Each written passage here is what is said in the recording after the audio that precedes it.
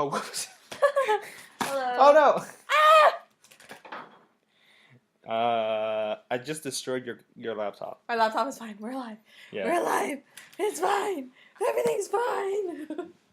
Okay, anyway, so hello. Hi. Welcome to the podcast. Yes, hello. This is our episode 12. Yes. And we're in the midst of almost the finale of the festival arc. We're getting there very soon. We're getting there. These two episodes that we're going to talk about today on the podcast. This podcast might go a little bit longer because there's a lot to cover in this arc. Yep. Since it's going to be over, we're going to do a little bit of impressions. Yep. But without further ado, we're just going to go for it.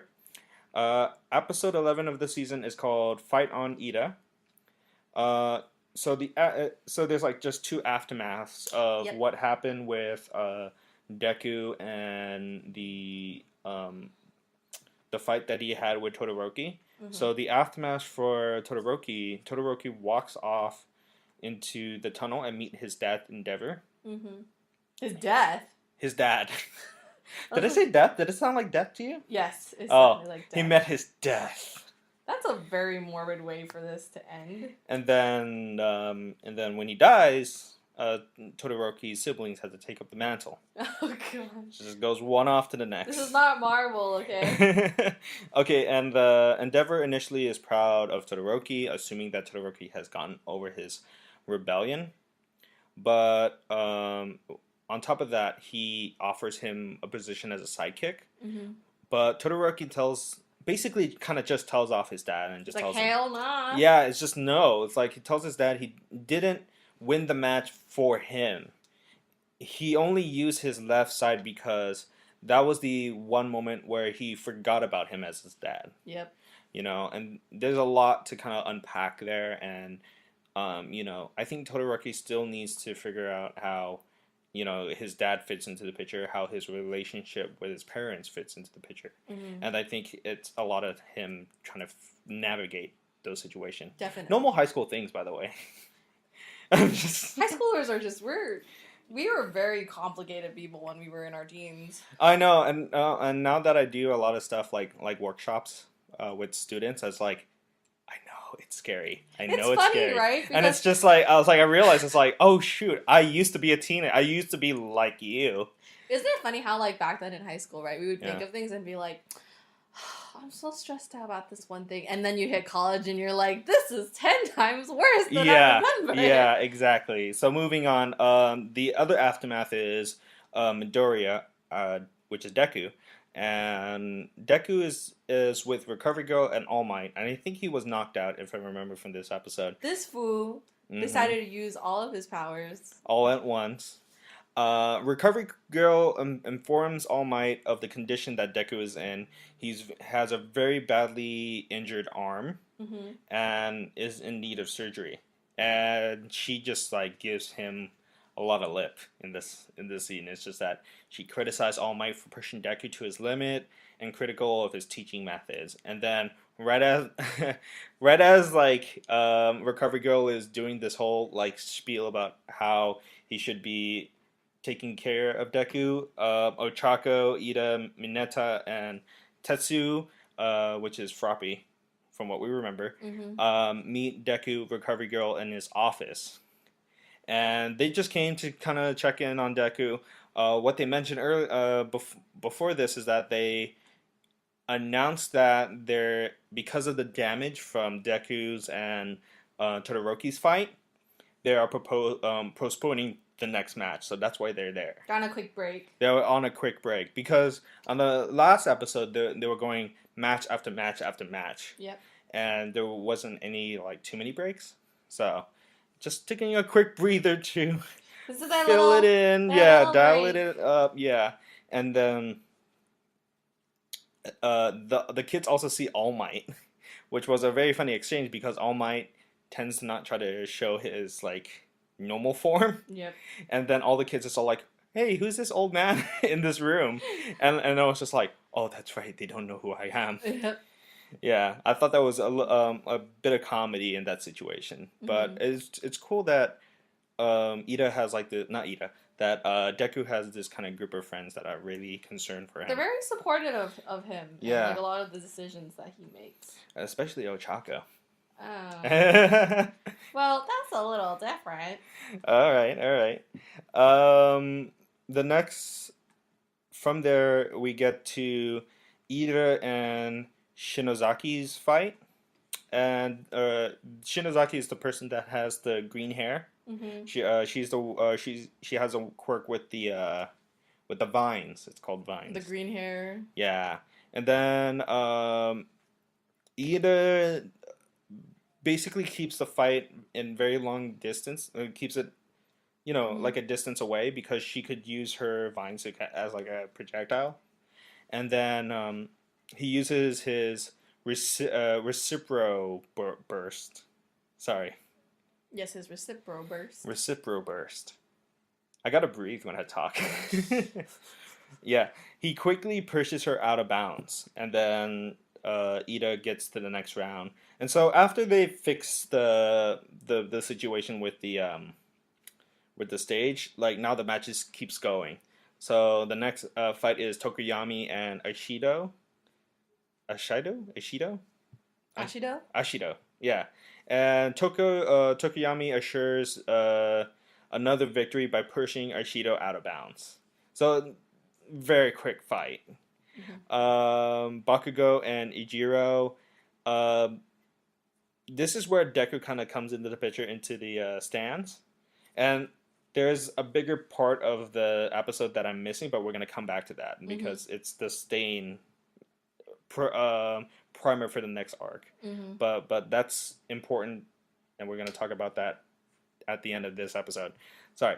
Battle commences. Deku comes in, kind of is a little bit upset that he couldn't see Iida's match, but hey, he just got out of surgery. Mm-hmm. And apparently whatever Recovery Girl's, her quirk thing, it's like it works very well. Mm-hmm. And then, sorry, I gotta get the notes back up. Gotta get the notes back up. The battle commences with Eijiro using his hardening to draw out the battle between him and Bakugo. And Deku kind of starts to notice that Bakugo is a little bit on the defensive. And I think this it goes back to the idea that Bakugo is trying to figure out his opponent. Mm-hmm. And he soon realized that Eijiro's hardening quirk gets weaker the more he uses it. Mm-hmm. And then it gets to using this information, he uses it to his advantage and gives him a barrage of attacks until he passes out, and then he wins the battle. Mm. And then the next fight is Iida versus Todoroki, and this one it's a little bit longer on this one. Mm-hmm. Hence that I think remember this episode is Fight on Iida. In more ways than one because there's this stuff coming up. Mm-hmm. And then Deku stays in the stands. Ochako is also very concerned of his health. He responds that he wants to kind of watch all these fights. It's kind of like a respect of like everybody who's working very hard to perform in the finals. Mm-hmm. So that's why he wants to stay there. And then Todoroki's fight, he uses his ice quirk more often now. Mm-hmm. I think he's still kind of figuring his self out with the fire quirk. He's kind of going back to his like safe space. Yeah.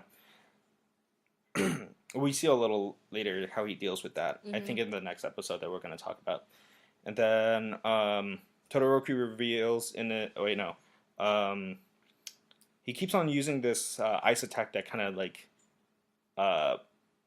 it's like these lines that goes across the battle arena. And then on the third try, Iida uses Recipro boost to attack. Mm-hmm. Initially, kind of gets Todoroki, and then the second one, he gets him and then tries to push him out of bounds. But Iida realizes his muffler is stuck with ice, and then Todoroki reveals that after the second attack, he froze part of Iida's mufflers, which I think Iida forgot that he could do that. Mm-hmm. Be very precise in his ice attack which is very kind of like OP in this case. But also, I think wasn't Iida like he was saying something like, "I only have a certain amount of time to be able to do everything," before his reciprocal burst timed out. Yeah, and a lot of these characters also, I think it's good that we have this kind of festival season, or at least this arc, is that we got to see the limitations of these quirks, and that's what I've been kind of noticing with all these episodes, is that each person is showing what happens when they overuse their quirk. The limitation. The limitation to it.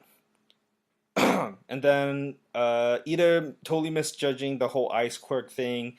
Todoroki basically freezes Iida, and the match is over. Yep. And then at the end, we see in the middle of the episode, but this is more kind of towards the end, that there is a new character that's been brought up. So we're opened up in Hosu City, and basically Iida's brother, which is Ingenium, encounters a villain, and I think he's been tracking this specific villain down because it calls him out by name as the hero killer. Yep. And he just this hero killer guy has a very crazed kind of like character design. It kind of looks like I don't know. It just kind of looks like emaciated General Grievous. His eyes kind of like a little bit further apart. Yeah, and it's like piercing red, and like his mouth is just, it looks like it's detached from his skull. A lot of like the clothing he has is kind of like a little bit tattered. Very tattered, yeah. Yep. And then with his introduction, he's very intent on killing heroes, and that's as far as we know. And then cut to towards the end of the episode, we see that he has some weird lust for blood, and that Ingenium, did I say that right? Ingenium. Yep. Ingenium. You gotta keep on me. I'll keep it up with you. Yeah, don't worry. I got you. Ingenium is presumed unconscious on the ground in a pool of his own blood, presuming it is his blood, and Kurogiri warped in to greet the villain, the hero killer Stain, and offers him to team up to kill All Might. And it's not the best of introductions, because initially the hero killer tries to kill him. But Stain considers the offer. And then meanwhile, back at the festival, Ochaku, Deku, and Iida meets up at the match. Iida gets a call from his mom, and Iida initially is like, yeah, if you saw the battle, it wasn't great. No. But the mom was like, no, there's something that happened to your brother at this city. You okay? I'm sneezing. Oh, bless you. And gives Iida kind of like the bad news. Right. Yeah. And so this episode was more than likely it's all of Iida in this episode, because I've been waiting for this moment. Yeah, and he's also my favorite character too. Oh, by the way, a small tidbit. I'm gonna save it later. I'm gonna keep this in mind right now. But you got Iida's brother, you got him in 2 different battles, and you get an idea of how his quirk has his kind of limits. So it's not like a Shoto Todoroki origin situation, but you get more of Iida in this episode. Yep. And so I really enjoyed it.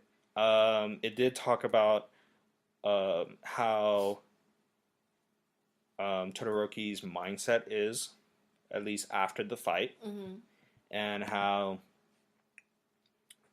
Deku should be like he needs to figure out his quirk, because if he's gonna hurt himself every time he uses it, then what's good of him as a hero at that point? So he needs to figure out how to control that. I think part of it also is they mention eventually right now that the way that he works, or his head works, is that he thinks that Recovery Girl will always be there as his like backup. Yeah. In case he gets too hurt, like he can always go to Recovery Girl. But at this point, he's so dependent on her that doing all of this is just kind of like, oh well, I can just get fixed up later. Yeah, and also that's not a very healthy way of thinking about that, because yeah, Recovery Girl is there at that moment, but Recovery Girl is also a teacher in a school, right? Or like the nurse in the school, and your nurse in a school is not going to be there for the rest of your life. Yeah. Assuming that's the case. So it's not the best idea, and I think Deku still needs to kind of still go on that journey to figure that whole situation out. We have to give him credit though. I think who was it? Aizawa in the last episode was saying like, as much as he is hurting himself to like the point that where he is hurting himself, he's doing everything in his ability as of right now in order to succeed, and that's kind of like it's bad overall. But the methods that he's doing and using his quirk is strategic. Also, to his credit, that's the only way he knows how to use his quirk. Right now, For now it is, and it sucks because every time he does it, he destroys his hand, completely, or his arm, or any other portion of the body. Because before we also knew that he totally decimated his leg at one point. So that's all he knows how to do until he learns a little later. So I think overall this episode was pretty good. I really enjoyed it because Iida is one of my favorite characters in this series, and also learned. I was in Little Tokyo in LA. I think yesterday. It was like not yesterday. 2 days ago, and they had My Hero Academia pop figures. Apparently, Iida is rare. Oh. Yeah. And I looked on Amazon. There was like 3 sellers, and they were only selling it for $300. I was like, "Fuck that!" Oh my god! I'm gonna look it up too. Yeah. Apparently, I guess maybe it was like a limited release, or maybe like an Anime Expo exclusive or something. It can't be that. Oh, yep, it's bad. It's bad. It's $189. Yeah, that's a lot for a pop figure. It's extremely rare. Okay. Oh, that's why. Why? Well, what was it? Apparently, the pop is retired. Oh, okay. It was released in 2007. 2007? How old is My Hero? It's pretty old now. Well, it's in a series 4, right? Series 4 is coming out. Season 4, but it's been out for a couple of years already. I've heard about it for a while, so. Oh, that's fair. Well, also the manga is probably older than the anime too, so that's also fair too. Anyways, a small tidbit there. We're gonna move on to the next episode, which is Todoroki versus Bakugo. Yep. And well, there's a lot to take in this episode. So, after the events of the last episode, we start off initially with the waiting room scene. Todoroki's pondering the conflicts of his thoughts and dealing with his mother's background and Deku's kind of encouragement, and then in comes Bakugo. Coming up, it's like the Ramsay Snow of this series. He just comes in, he's like, "Surprise, this is me," and he doesn't know how to knock. He just like kicks open a door and then berates Todoroki for being in the room, but I think it was supposed to be like separated, I guess. I don't know. Isn't he always like, actually, no, never mind. Is he always in a bad mood? Yes. he always is in a bad mood. Yeah. Never expect him to be in a good mood. 100%. Yeah, so this episode, oh, by the way, this episode is basically wrapping up the sports festival arc. So basically, Bakugo versus Todoroki is the last match. The final fight. It's the final fight. Did you expect it to be them too? It's the final countdown. I did to some degree. Yeah. For me and my predictions from the very beginning, I was just like, oh, maybe Ochako's the underdog. And then I thought Midoriya would have been kind of the stereotypical kind of like, oh, he's probably going to win because he's the main character. I did think that Bakugo and Todoroki will have a fair shake. Yeah. Yeah. That's what I thought. But there was a lot of other characters that's like, maybe, check it out. And then, so the battle happens, and it starts. Bakugo is basically using like his explosive quirk a lot, and at one point he gets trapped in ice, and then he does this thing where everybody thinks, oh, I guess maybe Todoroki's gonna win this, and everybody's like, well, I guess are we gonna call this? And then you hear these big sounds, and next thing you know, he's just like, he's out of the ice. it's not over yet because I think it starts out looking like that Todoroki was gonna take this one, Right. and then and Reorganizing the notes. yeah, reorganizing. That fight was very big. It takes up half of the episode. Oh yeah, it's very important.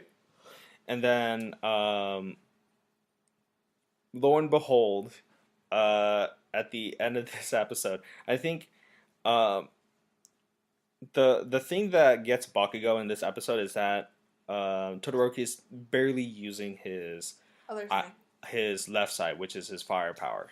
Mm-hmm.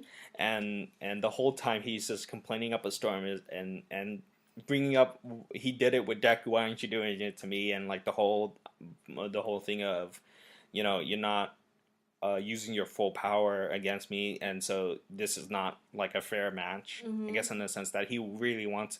Bakugo has this thing which I did notice in the future episode. He just has this whole complex about he needs to win all the time. Well, this is the way that I think about it, right? So if you're looking at it from like Todoroki's perspective, right? Mm-hmm. For the reason why he used it for Deku mm-hmm. was because for a second he got reminded, like, it's not, you shouldn't be using it mm-hmm. because you hate your father. You just, if you don't want to, do it for yourself, but it's your quirk. Yeah. Like, it's your choice. And Bakugo is coming from a place of like, if I'm going to beat you, I want to beat you to the fullest of your ability. Yeah. And I think that kind of shows with a lot of the fights that he's had mm-hmm. in the show within this arc. Yeah. For example, Ochako she put everything into her fight, but mm-hmm. obviously she lost. Yeah. And for a second he questioned whether or not it was Deku or not, but mm-hmm.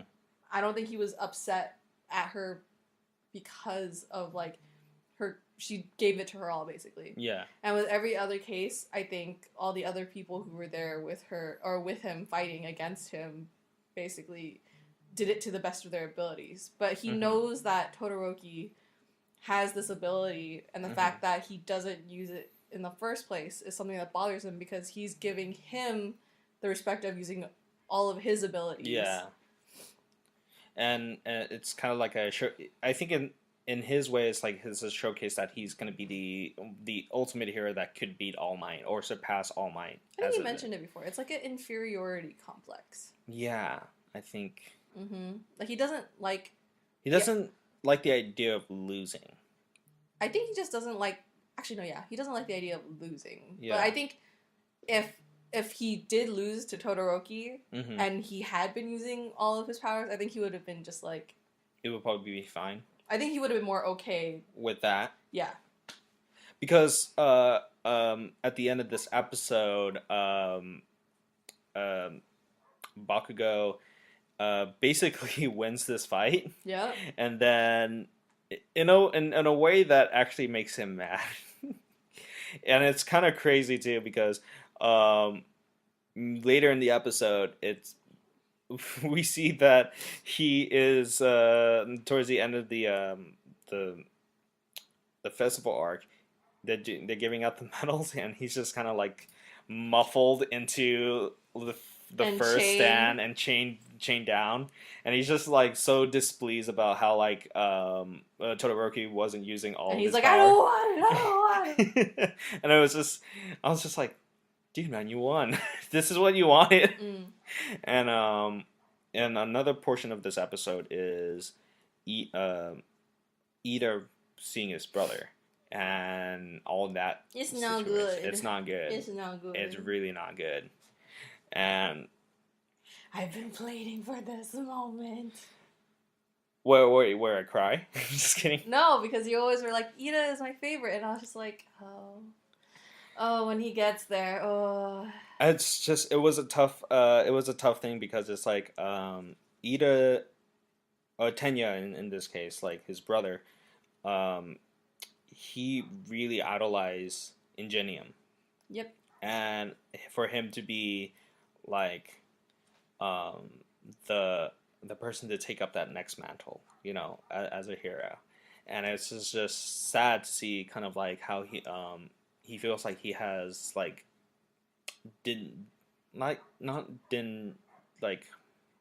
not do tenured like justice, but I think he just feels bad to. I don't know how to say that. I think he doesn't want to see Iida to see him like that, to see him in like a hospital bed, to see him in that sort of situation. I think that's what I was trying to get across. Yeah. But my mind couldn't do it. And there's a lot of emotional weight there because this is somebody that has been a role model, a person that he looks up to, a person that supports him becoming a hero, going to UA and doing all these things. You know what I mean? And we did see a lot of key. I think I hope I'm not misremembering some episodes, but I think we see some flashbacks to how Iida was a child back in the day and how he looked up. I think that's later on. I think that might be later. I think I might be thinking details from later, but it really informs Iida's character and his brother and that relationship. And so with this kind of wrapping up in these 2 episodes is that it finishes up the arc. It did talk about how a lot of these characters have a lot of skin in the game when it becomes being a hero, and kind of the danger, like the real life danger, because here's the thing, for Deku, it's like he got to start realizing he cannot injure his body like that to become a hero. Right. You know what I mean? He got to figure out his way to be a hero without basically killing himself. And then we see kind of like a new danger in a real life danger for heroes, with the hero killer Stain and whatever he represents. So I think this is a good wrap up, but also a new beginning for the next arc. The next arc, which is according to the My Hero Academia wiki, it's like the hero killer arc, which I'm feeling because it's bringing up Iida, his brother's relationship, and the fact that the hero killer is kind of now intrinsically related with Iida. I think the next arc is going to be Iida centric. Yeah. Or at least kind of him having to deal with a family member getting hurt by a villain, and now he has to kind of step it up as a younger brother to kind of figure out how to navigate through that sort kind of drama. Right. And I'm just falling over my words right now. But yeah, I think there's a lot of promise in the next couple episodes that we're gonna see, and I think the next episode is gonna be very light. Yeah. For right before all the drama kicks in, but something to notice too is that Iida kind of noticed that not Iida, Deku noticed that Iida's going through something, but I think Iida is not. I think because of the news, he's just kind of like not talking. I think that's just kind of like one of the ways that like he's in shock. He's in shock, and trying to figure those things out. What do you think about this whole arc in general? I really like training arcs in general, so this was probably one of my favorite arcs in the show, but it does get to a darker place after this, which is why I kind of like the progression from like this lighthearted anime into this darker, more realistic part of this world that they live in. Yeah, and it starts getting into this darker zone when we start to learn more about Todoroki. The kind of abuse that his mom had to deal with, and the abuse that he had to go through on the basis of like what you would think a family would protect you. Yeah. And so he has to go through that, and for a show like this, it's just like, oh shit. You start to remember, it's like, that's right, it's anime. It may be cartoons, but it's gonna rip your heart out. Yeah. I think also in the future episodes, I want to see the characters kind of progress from the problems that had originally come up from the training arc. For example, you mentioned that like Deku now has to kind of figure out how to be able to use his powers without hurting himself. I kind of want to see a development in that. I feel like for a Chaco, it would then be like, how am I going to be stronger?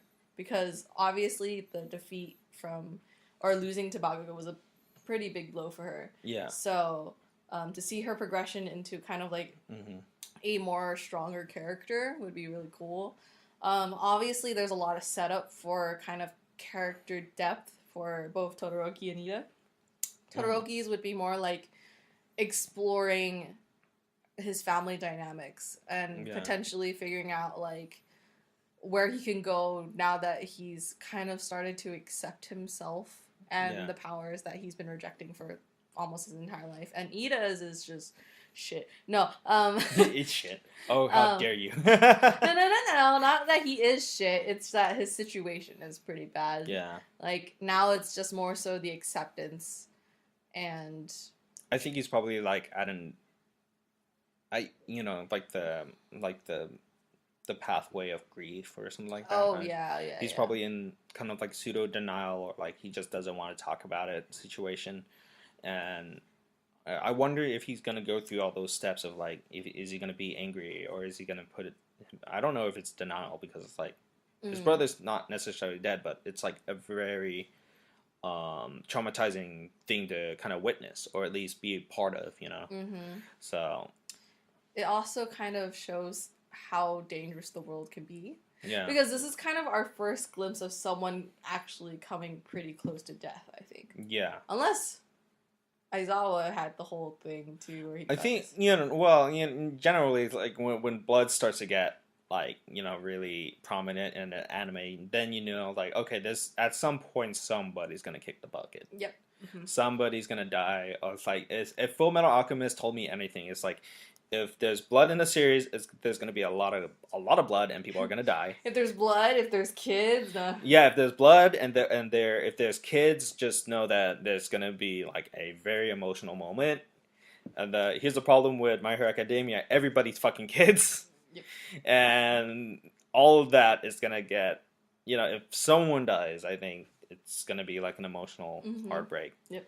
And knowing some series is like, unless it's like Full Metal Alchemist Brotherhood, by the time the third season comes around, people are gonna be dying left and right.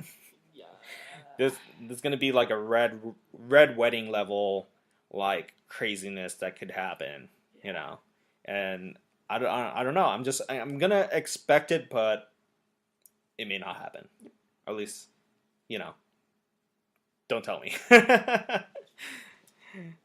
Anyways, so I think we did kind of talk a little bit about kind of our predictions for the next kind of arc, and I'm hoping to kind of see like how Iida kind of deals with that situation. I did mention that, but more about who this hero killer Stain is. What is his MO? Why is he out trying to kill heroes? You know what I mean? And it just seems like, as a villain, it's like he's not intent of like just doing harm. His intent is to kill. Yep. Want to figure out what his quirk is, what drives him. It's just it's such a very interesting character design. Also very kind of stereotypical character design. I know that's kind of hyperbolic by saying like, oh, it's interesting but also stereotypical, but I kind of want to know what's his kind of background in his story. And then where does kind of like the League of Villains from like the last season kind of fit into the whole thing? Because we got a little glimpse when he warped in on the fight on Iida episode, but does he join him? Does he not join him? Is there some convincing thing going on? I know I did see a lot of episodes, and I'm trying to make sure I don't say too much stuff if you're also following us episode by episode. So yeah, do you have any specific things? I think I mentioned all of my predictions already earlier, which would be like to see all of the characters progress from their stories that have been established already in this arc. Yeah, I wonder if Mineta stops becoming a pervert. Oh yeah, no, that's never gonna happen. Nope. No, that's just that's set in stone. That's an anime trope that'll never die. Yep. Anyway, speaking of anime tropes, so gotta do my spiel for YouTube.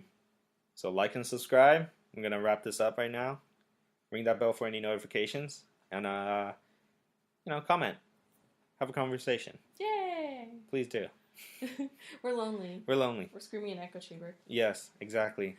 But then again, this is anime, so I don't know how many. Yeah, that's very true. All right. All right, we'll see you later on the next one. Bye-bye. Bye. We'll never address it ever. Oh, I forgot the signature ASMR. Oh God, no. Anyways, so episode 5, we're gonna be talking about the episode 9 and 10. The fight.